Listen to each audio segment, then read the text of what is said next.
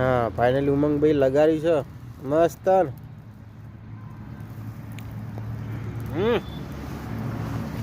ઉમંગભાઈએ તો ભાઈ હોરીનો ભરખો કર્યો જબરજસ્ત મસ્ત ગાઈસ જોઈ શકો છો તમે हाँ जो अच्छा अरे भंगा कर देगा मस्त बरको थी हो भाई जबरदस्त